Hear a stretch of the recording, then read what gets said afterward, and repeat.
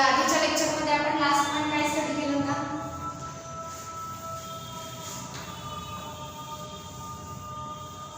मोल्युस्का, phylum मोल्युस्का आपला सुरू आहे. सो मोल्युस्का मध्ये काय काय सांगितलेलं आहे आतापर्यंत? We learn meaning of the name of phylum is mollusca, and in the mollusca what we learn, so we learn that meaning of the mollusca, mollusk means soft bodied organisms are included in the phylum mollusca. Okay, after that next what we learn, their habitat. We find these organisms in various variety of habitat. Some are terrestrial, some are aquatic, some organisms find in fresh water, some in marine water. That also we learn. After the habitat, next we learn that is their body symmetry. Mollusca have bilateral symmetry. They are true coelomate organism, triploblastic organism. Organ system and all of organization is there, and they are non-segmented. Okay, this we learn. And in body form we learn their body is very soft and unsegmented. Second, their body is divided into 3 parts. Can you tell me in which 3 parts their body is divided? Yes, first tell me in which 3 parts their body is divided.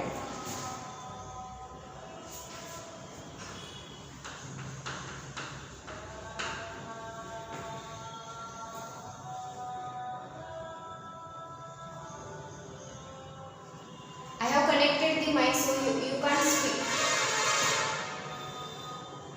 You have to chat it.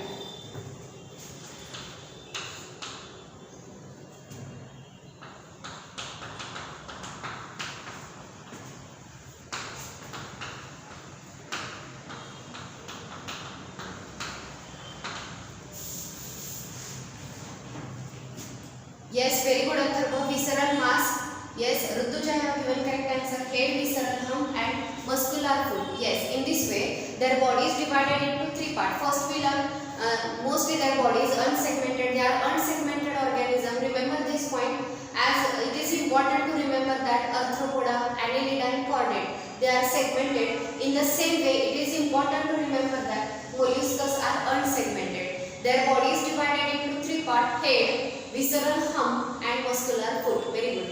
After that, next one more important characteristic we learn that molluscs, they are covered with calcareous shell. Okay, on their body calcareous shell is present. Okay, so next characteristic feature of molluscs is the mantle. I think this point also we discussed. I think 1 or 2 points we have completed from the mantle. So what is mantle? Soft spongy layer of skin that form delicate covering. That form delicate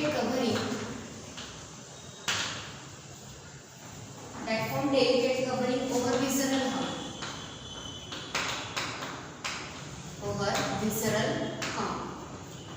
Okay, so mantle it is nothing but soft spongy layer of skin. It is skin.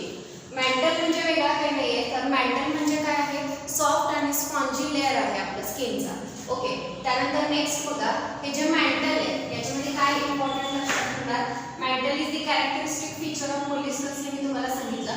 Next, mantle provide protection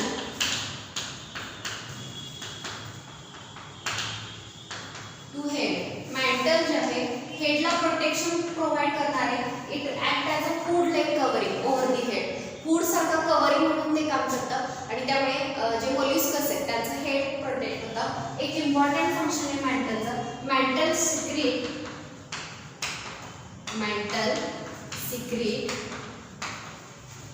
कॅल्कॅरियस shell. Mantle जे आहे ते calcareous shell secrete करतं. So mantle secrete calcareous shell. And last point, I think this point is remaining. Mantle cavity encloses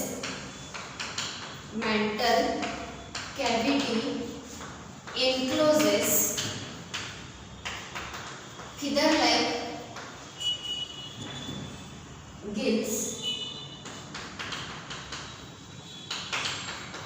which help in respiration as well as expiration. So see about the mantle. आधीच्या lecture मध्ये मी structure draw केलं होतं. So याच्यामध्ये बघा, so या पद्धतीचं थोडंसं उंचवलं बघ, जसं आपण मदार करतो उंटाच्या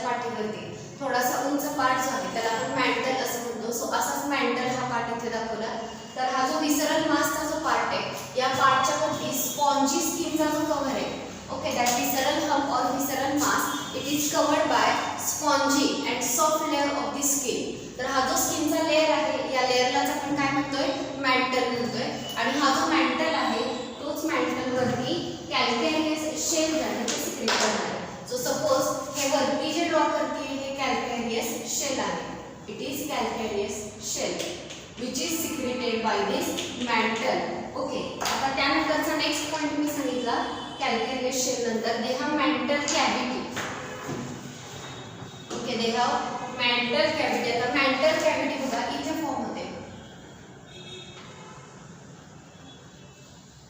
सो हा जो खालचा सगळा पोर्शन आहे हा मस्क्युलर फूटचा आहे आणि ही जी आतमध्ये कॅव्हिटी फॉर्म झाली या कॅव्हिटीला मॅन्टल कॅव्हिटी असं म्हटलं जातं. आणि या कॅव्हिटीमध्ये फिदर लाईक गिल्स जे आहेत ते प्रेझेंट असतात. बघा आता बुकमध्ये मॅन्टल कॅव्हिटी म्हटलेले, फिदर लाईक गिल म्हटलेले, पण एक्झॅक्ट लोकेशन डायग्राम जर समोर नसेल तर समजत नाही. ऑर्गॅनिझमचे पिक्चर दिलेले आहे बुकमध्ये पण मॅन्टल कॅव्हिटी काय आहे हे कळत नाही. सो समजावं म्हणून ही रफ डायग्राम बुकमध्ये काढायची आणि हे सगळे नेम द्यायचे. म्हणजे हे जे आहे त्याचं हेड आहे, दिस इज हेड. ओके, हे जे आहे ते माउथ आहे, हे खालचे मस्क्युलर फूट, मस्क्युलर फूट. ओके, हे जे वरती कव्हरिंग आहे यालाच आपण मॅन्टल म्हणतोय. आणि हा जो मॅन्टल आहे हा शेल सिक्रेट करणार कॅल्केरियस शेल. सो वरती जे व्हायलेट कलर मध्ये दाखवले मे बी कलर तुम्हाला नसेल दिसत तर ते जे शेल आहे याला okay it is secreted by the mantle. ही जी आत कॅव्हिटी दिसते इट इज मॅन्टल कॅव्हिटी. त्याला मॅन्टल कॅव्हिटी आपण म्हणणार. आणि मॅन्टल कॅव्हिटी मध्ये हे जे स्ट्रक्चर मी ड्रॉ केलेले हे feather like gills, these are feather like gills. Okay, तर हे स्ट्रक्चर टेंटेटिव्ह रफ स्ट्रक्चर तुम्ही ड्रॉ करून ठेवा आणि हे सगळे व्यवस्थित लेबल द्या. हे तुम्हाला नंतर स्टडी करताना युजफुल ठरेल. असं कुठेही तुम्हाला स्ट्रक्चर ड्रॉ करावं लागणार नाही, पण हे स्ट्रक्चर जर तुम्हाला समजलं तर इन्फॉर्मेशन लक्षात राहायला मदत होते. ओके, सो इथं मॅन्टल काय आहे ते आपण बघितलं. Mantle it is the characteristic feature of the molluscs. मोल्युस्कसचं हे कॅरेक्टरिस्टिक फीचर आहे. सगळ्यांनी बुकमध्ये हे लिहायचं पटकन.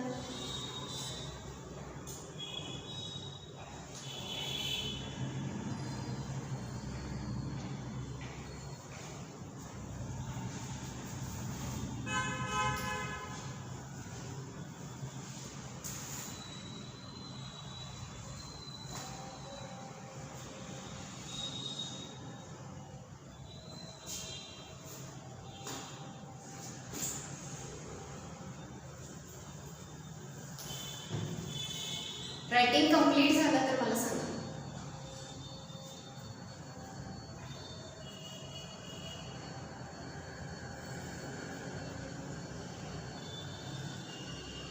Yes, octopus is also molluscus. It also consists of mantle.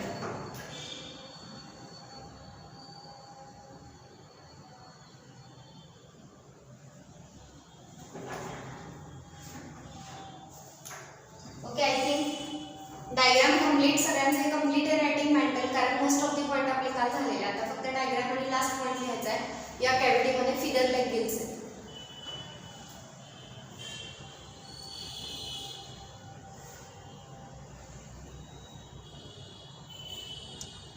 Once again asking, complete झालं writing? Yes. Now see next digestive system.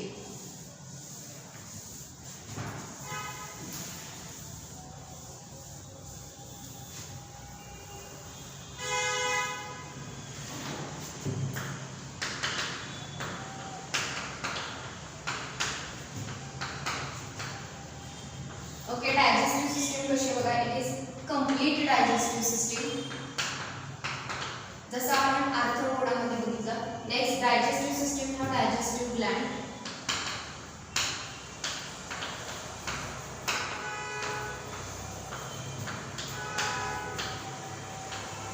Digestive system मध्ये डायजेस्टिव्ह ग्लँड जे आहेत त्या प्रेझेंट असतात. नेक्स्ट एक्स्ट्रा सेल्युलर डायजेशन आपल्याला पाहायला मिळतं.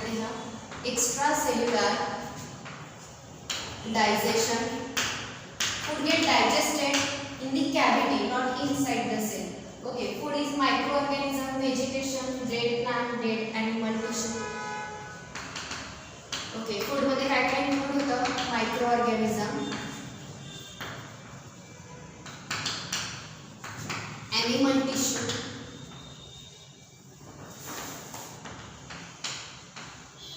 ओके, डेड प्लांट, या सगळ्या गोष्टी कंझ्युम करू शकतात. Okay, next mouth content. हा एक इम्पॉर्टंट पॉइंट आहे, मी स्टार मार्क करते, तुम्ही तिथे इम्पॉर्टंट लिहा. सगळ्यांना ते व्यवस्थित लक्षात ठेवायचं आहे. जिथं जिथं मी सांगितलंय मोल्युस्काचं कॅरेक्टरिस्टिक फीचर, फर्स्ट मी सांगितलं की ते अनसेगमेंटेड आहे. ॲट एनी कॉस्ट ते लक्षातच राहिलं पाहिजे, त्याच्यावरती क्वेश्चन असतो. सेकंड मेंटल, मोल्युस्काचं कॅरेक्टरिस्टिक फीचर, हेही तुम्हाला व्यवस्थित लक्षात ठेवायचं आहे. आता जे सांगते हे सुद्धा मोल्युस्काचं कॅरेक्टरिस्टिक फीचर आहे. Mouth content fine like, mouth content fine like rasping organ called radula. Okay, तर हे महत्त्वाचं की त्यांच्या माउथ मध्ये फाईन लाईक एक रास्पिंग ऑर्गन आहे ज्याला रॅड्युला म्हटलं जातं. रास्पिंग या शब्दाचा अर्थ तो कर आवाज करणारा एक ऑर्गन आहे ज्याला रॅड्युला असं म्हटलं जातं. नेक्स्ट हा जो रॅड्युला आहे ते हा transverse row, radula has transverse row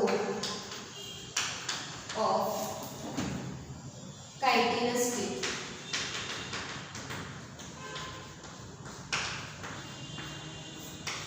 so mouth मध्ये जो रॅड्युला हा ऑर्गन आहे, या रॅड्युलाला there is transfer row of chitinous teeth. Chitinous टीथचे एक ट्रान्सवर्स रो त्या ठिकाणी प्रेझेंट आहे आणि या कायटिनस टीथ त्यांना फूड मटेरियल घेण्यासाठी हेल्प करतात. So this is about the digestive system.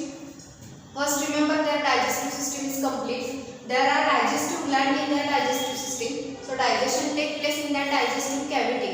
Food get digested in the digestive cavity. It is called as extracellular digestion. When food is taken inside the cell and inside the cell, digestion of that food take place, then it is known as intracellular digestion. But in this case, digestion occurs in digestive cavity. It is extracellular digestion. Their food is like microorganism, animal tissue and dead plant. Next, their mouth. This is important feature. Their mouth contain file-like rasping organ called radula, and this radula has transverse row of chitinous teeth. Okay, their radula have transverse row of chitinous teeth. Remember this thing. So here we have completed digestive system. After digestive, next is respiratory system. Write this quickly.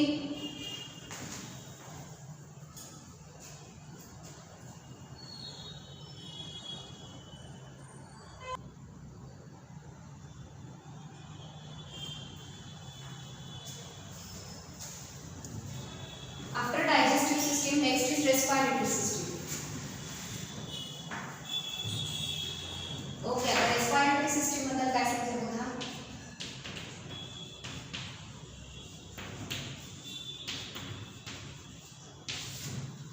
So first thing, aquatic form. म्हणजे जे organism aquatic आहे, आपल्याकडे या पहिल्यामध्ये दोन्ही form पाहायला मिळतात, aquatic as well as terrestrial. So जे aquatic form आहेत यांच्यामध्ये गिल्स प्रेझेंट असतात. Gills are present for respiration,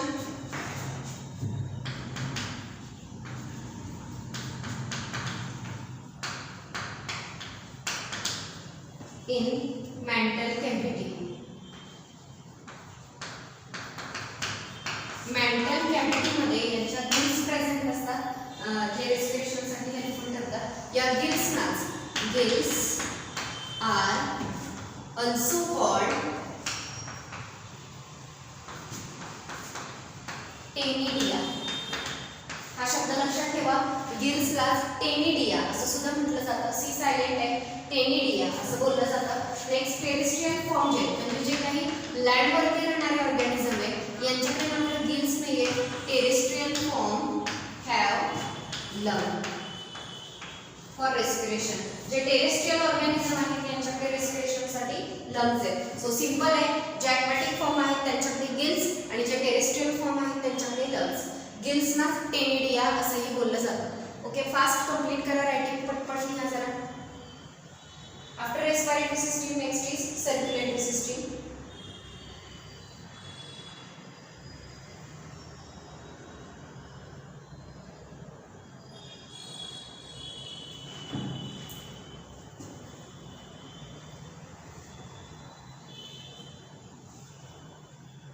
Okay, complete.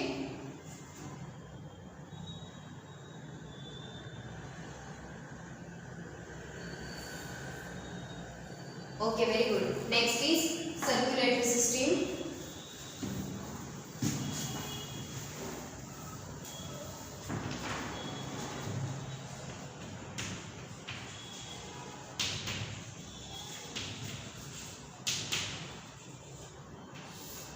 Okay, circulatory system, they have open circulatory system,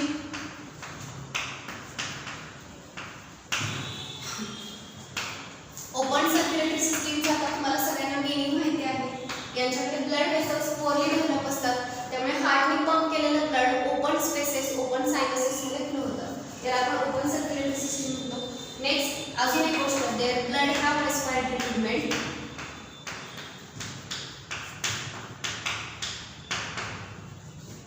blood मध्ये एक रेस्पिरेटरी पिगमेंट प्रेझेंट असते यांच्यात, आणि ते जे रेस्पिरेटरी पिगमेंट आहे याला हेमोसायनिन असं बोललं जातं. It is हेमोसायनिन. हेमोसायनिन जे आहे हे लक्षात ठेवा, कॉपर कंटेनिंग पिगमेंट आहे, ब्ल्यू कलरचं असतं कॉपर कंटेनिंग पिगमेंट. मुलांनो, रेस्पिरेटरी पिगमेंट या शब्दाचा अर्थ रेस्पिरेटरी गॅसेसच्या ट्रान्सपोर्टमध्ये हेल्पफुल आहे, ऑक्सिजन आणि CO2च्या, म्हणून त्याला रेस्पिरेटरी म्हटलेले आहे. आणि पिगमेंट म्हणजे असं कुठलंही सबस्टन्स, जसं की आपण क्लोरोफिल पिगमेंट म्हणतो, असं कुठलाही सबस्टन्स जो कलर देणार आहे त्याला आपण पिगमेंट म्हणणार. सो हा रेस्पिरेटरी पिगमेंट आहे, म्हणजे गॅसेसच्या एक्सचेंजमध्ये हेल्प करेल आणि तो कलरही देईल, म्हणून याला रेस्पिरेटरी पिगमेंट असं म्हटलं जातं. आपला रेस्पिरेटरी पिगमेंट आहे हिमोग्लोबिन. कॉक्रोच तुम्ही बघा, त्याच्याकडे सुद्धा हिमोग्लोबिन हे रेस्पिरेटरी पिगमेंट आहे. हिमोग्लोबिन मध्ये आयर्न असतो आणि त्या आयर्नमुळे आपल्या ब्लडचा कलर रेड आहे. आयर्नमुळे ब्लडचा कलर रेड आहे, हे लक्षात ठेवा.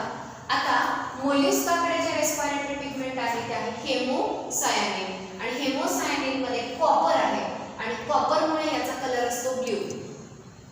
येस, कॉपरमुळे यांच्या ब्लडचा कलर असतो ब्ल्यू.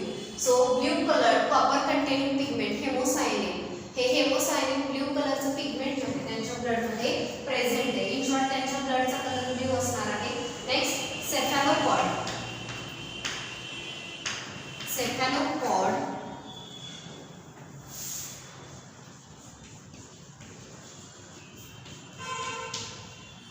have closed circulatory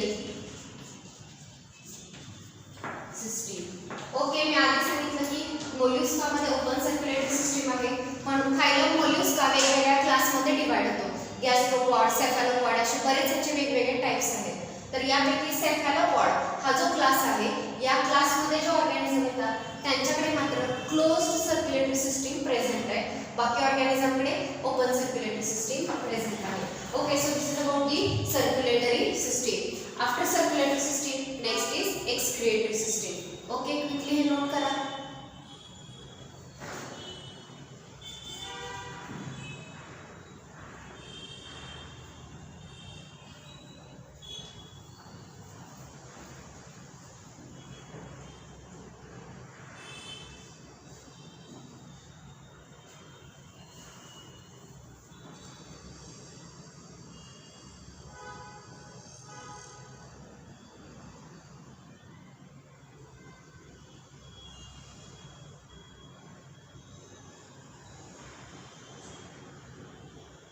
झालं complete.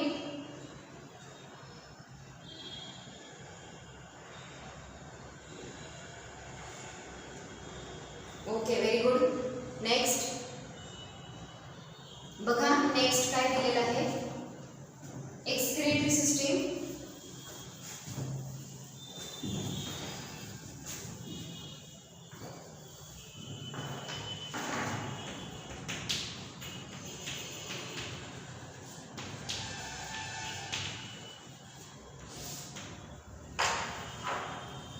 In excretory system gills, आपण आताच्या मेंटल कॅव्हिटी मध्ये गिल्स बघितले. Gills perform function of excretion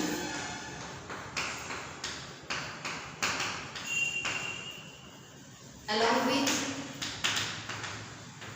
respiration. respiration सोबतच गिल्सचं अजून एक काय फंक्शन सांगितलं, एक्सक्रीशन. म्हणजे ह्या ज्या गिल्स आहेत त्या रेस्पिरेशन सोबतच एक्सक्रीशन साठी सुद्धा हेल्प करणार आहे. आणि अजून एक आहे ऑर्गन ऑफ बोजानस. अजून एक ऑर्गन आहे organ of Bojanus. It is paired organ present in molluscs. हा ऑर्गन सुद्धा त्यांना एक्सक्रीशन साठी हेल्प करतो. सो मोस्टली त्यांचे जे गिल्स आहेत हे गिल्सच रेस्पिरेशन सोबत एक्सक्रीशन सुद्धा कॅरी आउट करतात. पण यांच्याकडे अजून एक पेअर्ड ऑर्गन असतो ज्याला ऑर्गन ऑफ बोजानस म्हटलं जातं. आणि हा ऑर्गन ऑफ बोजानस सुद्धा एक्सक्रीशन मध्ये हेल्प करतो. ओके, नेक्स्ट आहे सेन्सरी सिस्टीम.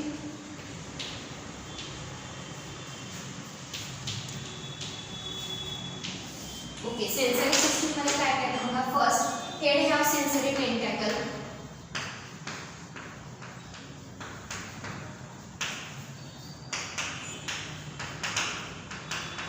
त्यांच्या डोक्यावरती टेंटॅकल्स प्रेझेंट असतात दोन. तर यांना हे जे दोन्ही आहेत हे सेन्सरी टेंटॅकल्स आहेत. They are sensitive to touch. Tentacles आहेत ते फक्त टचला सेन्सिटिव्ह असतात. त्यानंतर नेक्स्ट बघा, या ऑर्गॅनिझमकडे आईज आहेत. Eyes for light detection. Light detection साठी यांच्याकडे आईज सुद्धा प्रेझेंट असतात. ओके, त्यानंतरचा नेक्स्ट ऑर्गन आहे स्टॅटोसिस्ट.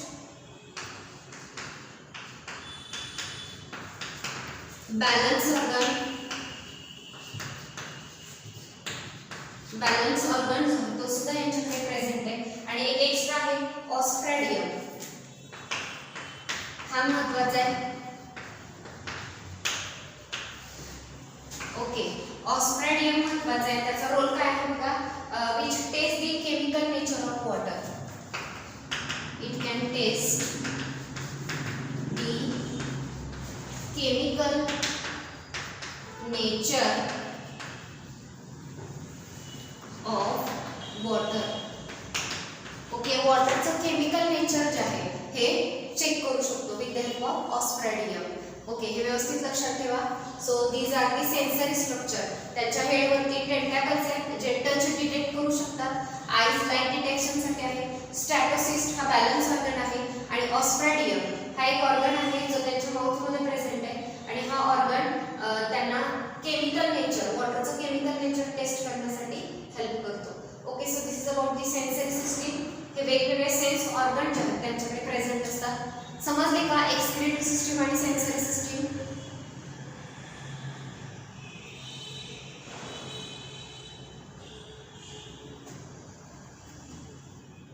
Writing is finished.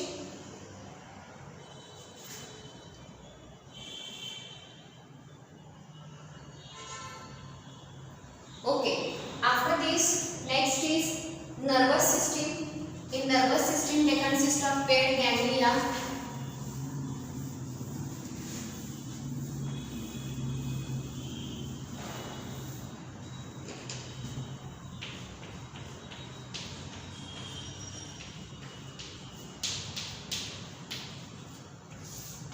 Okay, nervous system मध्ये त्यांच्याकडे paired ganglia आणि nerves present असतात. Nervous system consists of paired ganglia and nerves. Paired ganglia आणि nerves आहेत ते त्याच्या nervous system मध्ये येतात. नेक्स्ट आहे reproductive system.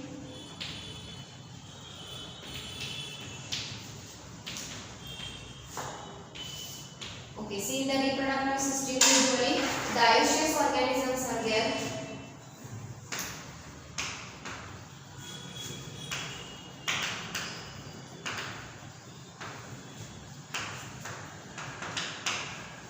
Okay, dioecious organisms जे आहेत ते याच्यामध्ये प्रेझेंट असतात. म्हणजे सेक्सेस आर सेपरेट. ओके,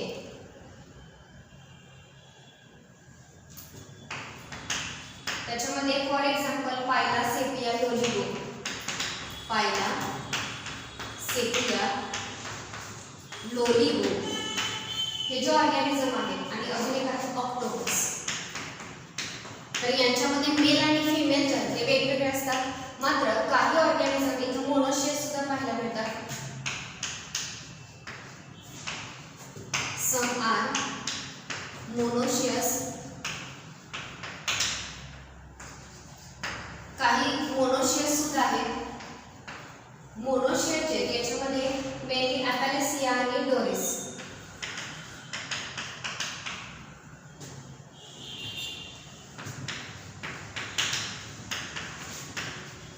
हे जे ऑर्गॅनिझम आहेत दोन्ही मोनोशियस आहेत. फर्टिलायझेशन एक्सटर्नल ॲज वेल एज इंटरनल दोन्ही टाईपचं फर्टिलायझेशन आहे.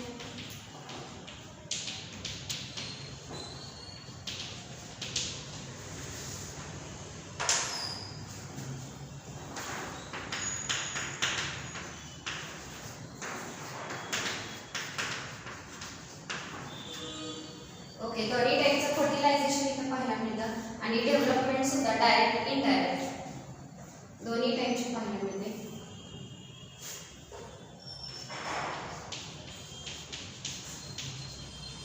म्हणजे तिन्हीमध्ये बघा रिप्रोडक्टिव्ह सिस्टीममध्ये ऑर्गॅनिझमचं नेचर काही मोनोशियस आहेत तर काही डायोशियस आहे. फर्टिलायझेशन काहीमध्ये एक्सटर्नल आहे, काहीमध्ये इंटरनल आहे आणि डेव्हलपमेंट सुद्धा direct as well as indirect दोन्ही टाईपची डेव्हलपमेंट आपल्याला पाहायला मिळते. Okay, so this is about the reproduction.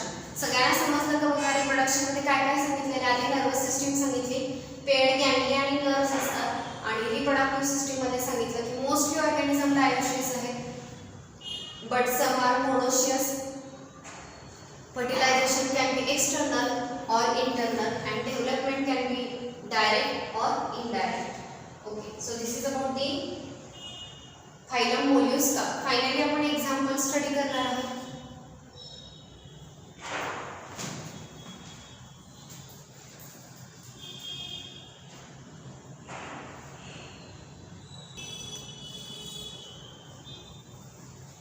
Okay, so आतापर्यंत काय काय एक्झाम्पल झाले बघा. फॉर एक्झाम्पल फर्स्ट एक्झाम्पल आहे Pila. Okay, and Pila it is also known as gastropod. Sorry, तो जो आहे तो गॅस्ट्रोपॉड मध्ये तुम्ही तुम्हाला म्हटलं की हा वेगवेगळ्या क्लासमध्ये डिवाइड होतोय. नेक्स्ट आहे चायटोप्युरा.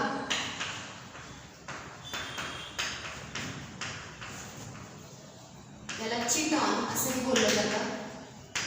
Okay, next Aplysia.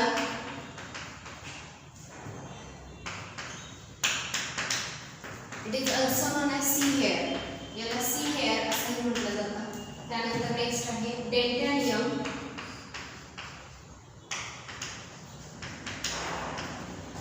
It is also known as elephant tusk shell. Elephant tusk shell असंही म्हटलं जातं याला. त्यानंतर नेक्स्ट याच फायलममध्ये ऑक्टोपस जो आहे तोही इन्क्लूड होतो.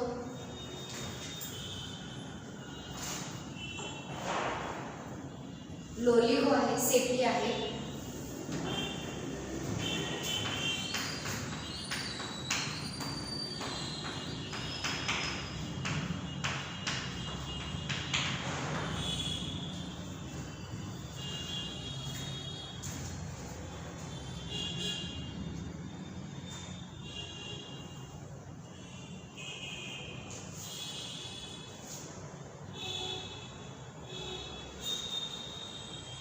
ऑक्टोपसला डेव्हिल फिश असंही म्हणतात. It is also known as devil fish.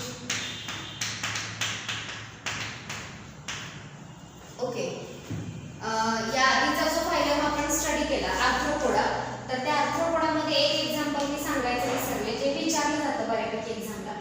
तर नेम तुम्हाला लिहायचं सिल्वर फिश.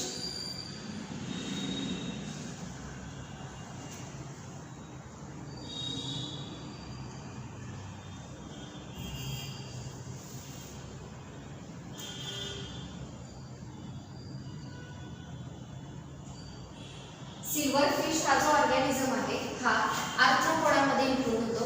अजून एक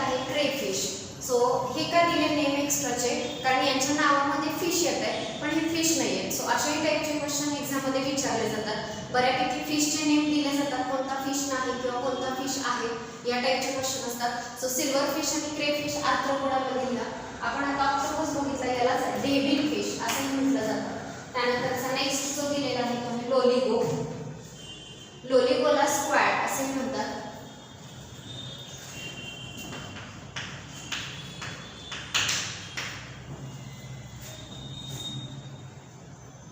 sepia it is cuttlefish.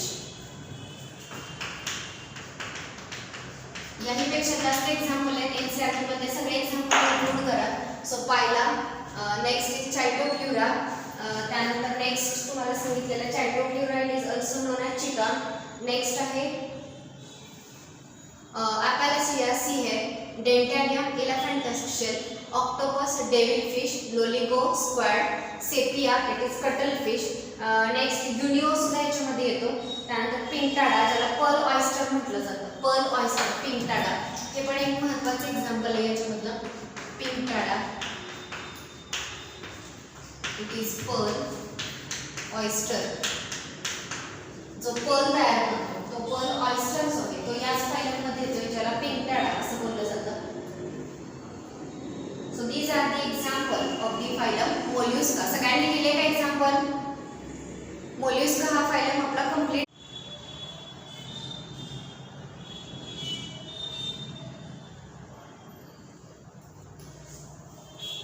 Okay, so body form मध्ये काय काय सांगितलं बघा. Adult echinoderm have pentamerous radial symmetry. Adult echinoderm कडे पेंटामेरस रॅडियल सिमेट्री आहे. त्यांचा बॉडी शेप स्टार शेप असू शकतो, ग्लोब्युलर शेप असू शकतो किंवा सिलेंड्रिकल असू शकतो. म्हणजे या पद्धतीनं स्टार शेपचे सुद्धा ऑर्गॅनिझम असतात. ओके, त्यानंतर नेक्स्ट असे ग्लोब्युलर शेपचे सुद्धा ऑर्गॅनिझम असतात. आणि त्यानंतर नेक्स्ट असे सिलेंड्रिकल शेपचे सुद्धा ऑर्गॅनिझम इथे आपल्याला पाहायला मिळतात. सो पेनी शेप आपण इथे पाहू शकतो. एंडोस्केलेटन कॅल्केरियस ऑसिकलचं हे आत मी जे दाखवलं हे कॅल्केरियस ऑसिकल आहे, जे बॉडीच्या आत प्रेझेंट आहे आणि त्याच्यावरती ही स्किन प्रेझेंट आहे. सो वरून स्किन असा स्पायनी अपीअरन्स देते. सो यालाच आपण स्पायनी स्किन असं म्हणतोय. ठीक आहे, लिहून झालं का बघा हे सगळ्यांचं?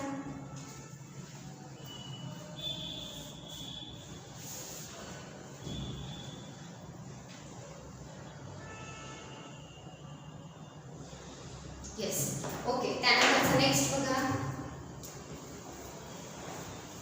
बॉडी फॉर्म मध्ये बरेच फीचर आहेत. अजून एक फीचर आहे पिन्सर.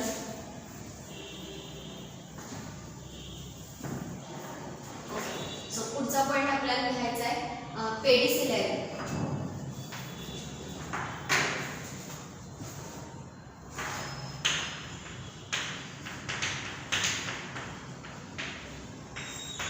ओके, आता पेडिसिलरी काय आहे बघा.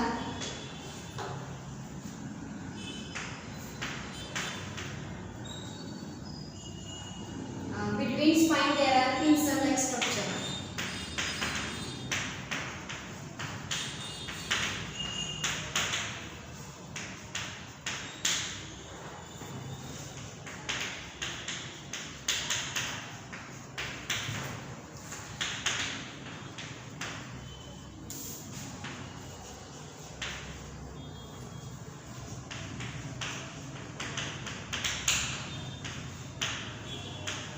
ओके, सो बघा, जर ही त्यांची स्किन असेल आणि अशी जर स्पाइन अशी प्रेझेंट असते स्किन मध्ये, तर या स्पाइनच्या मध्ये अशी स्पिन्सर जे आहेत ते प्रेझेंट असतात. आणि हे जे स्पिन्सर आहेत थोडंसं मोठं दाखवते कदाचित दिसेल. सो जर हे स्पाइन असतील त्यांच्या स्किनवरती, तर याच्यामध्ये असे स्पिन्सर जे आहेत ते प्रेझेंट असतात स्पाइनच्या मध्ये. आणि हे जे स्पिन्सर आहेत तर त्यांची स्किन क्लीन ठेवायला हेल्प करतात. सो स्पाइनच्या मध्ये असे पिन्सर प्रेझेंट आहेत ज्यांना आपण पेडिसिलरी असं म्हणतो. Okay, so this is pedicellaria. पटकन हा ही पॉइंट नोट करा. नेक्स्ट आपण पाहणार आहोत water vascular system.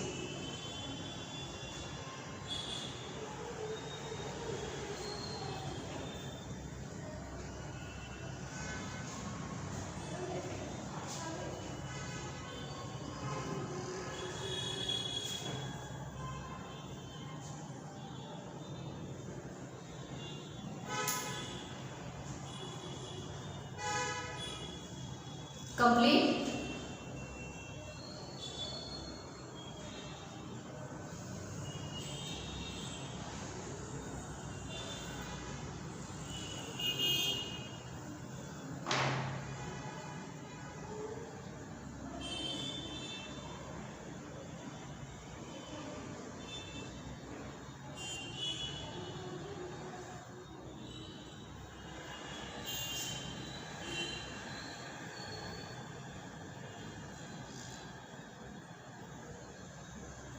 Okay, so next याच्यामध्ये वॉटर व्हॅस्क्युलर सिस्टीम आहे. सो वॉटर व्हॅस्क्युलर सिस्टीम पासून नेक्स्ट लेक्चरमध्ये आपण डिस्कस करूया. सो त्याच्या आधी आपण जवळपास लास्ट फायलमकडे आलेलो आहोत नॉन कोऑर्डिनेटच्या. सो पुन्हा एकदा मी तुम्हाला आठवण करून देईन त्या चार्टची.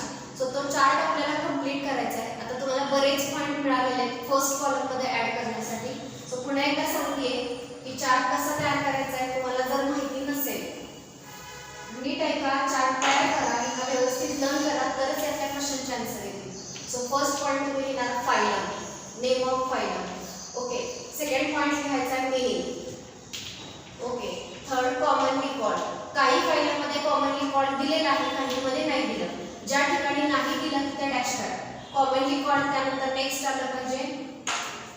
कॉमनली कॉल्ड नंतर हॅबिटॅट, सिमेट्री, सिलो, germ layer,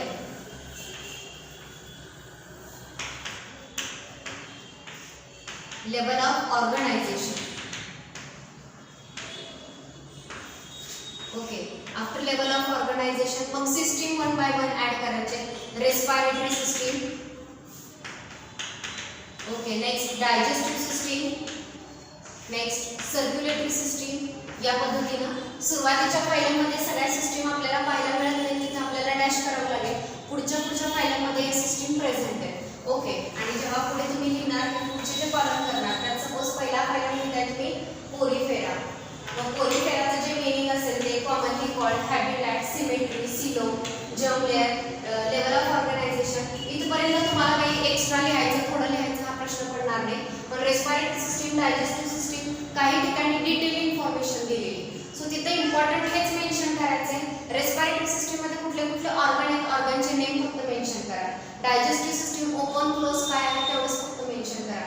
सर्क्युलेटरी सिस्टीममध्ये सुद्धा डायजेस्टिव्हमध्ये कंप्लीट, इनकम्प्लीट. सर्क्युलेटरी सिस्टीममध्ये ओपन किंवा क्लोज.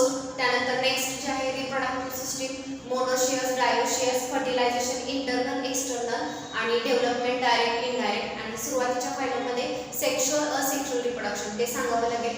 काही स्पेशल फीचर असतील तर ते खाली मेन्शन करायचे. सो यावेळी तुम्हाला हा चार्ट तयार करायचा आहे. सगळ्यांच्या लक्षात आलं का की कसा चार्ट तयार करायचा आहे?